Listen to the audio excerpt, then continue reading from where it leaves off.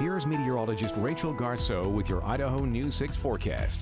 Good Tuesday morning. It is 6:18. Another frosty, foggy start on our hands. One of the benefits, though, of the weather we've been seeing lately, as gloomy and as cold and uninviting as it might be, we've been seeing beautiful images of that hoarfrost that is out there, H-O-A-R, frost. Kind of an unfortunate name for a really beautiful phenomenon, which we'll talk more about in my weather word tomorrow. But still, keep your eyes peeled for this. It's not hard to spot these days.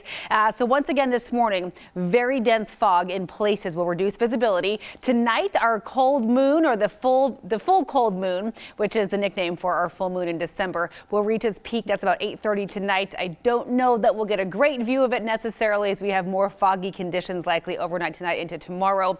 And then starting late tomorrow night into Thursday and all the way through the weekend, we see these waves of wet weather that will come and go. I think New Year's Day, though, is looking pretty good as far as that extended forecast goes. Not looking all that good in downtown Boise right now. This isn't quite as bad as we were yesterday. Visibility right now in the Boise area is right around a mile. You get below that mile mark, that's when it gets dangerously thick, but still it's only 22 degrees.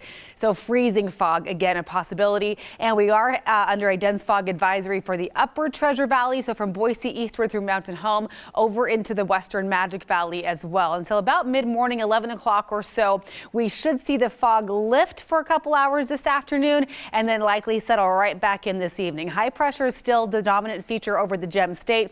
Mostly clear, very dry for the time being across the northwest.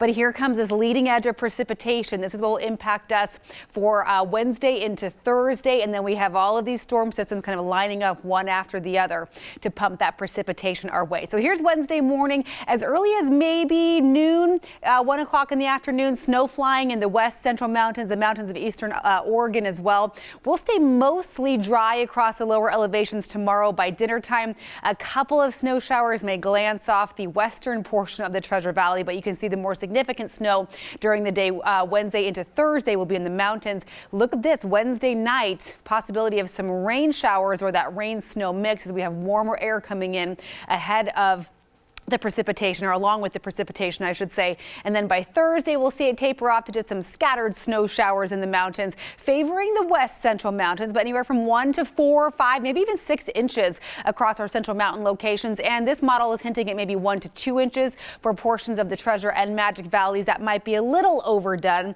but I do think we will see some snow sticking to the ground Thursday morning here in the Treasure Valley. So that's how we'll wrap up 2020, and then drier conditions briefly on Friday for New Year's Day.